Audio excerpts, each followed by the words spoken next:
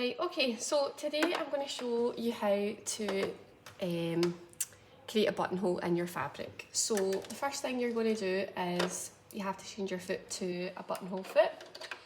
So you'll take off the previous foot and basically have this one going on. It'll just go on like that.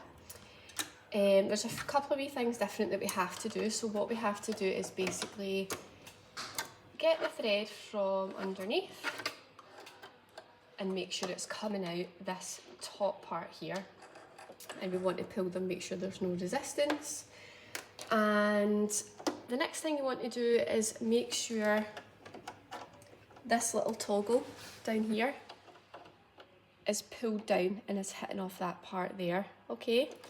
And then you've got your two different dials, so your stitch length might be like that if you're just doing your normal sewing. You're turning that to this little rectangle, which is your buttonhole, and you're making sure whatever stitch it's on, it's getting put to this one.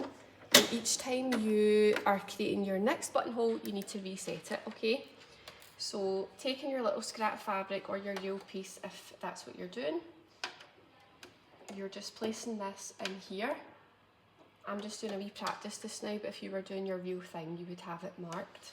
And you're being aware that the buttonhole is going to go back the way. So hopefully this is it ready to go.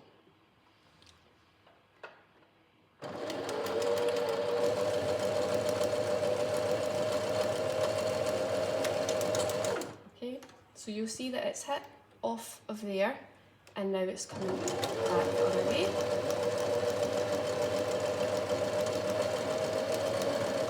And then it's going to stop. Well, you'll stop it, but it'll just stop moving. And then you're just pulling this out.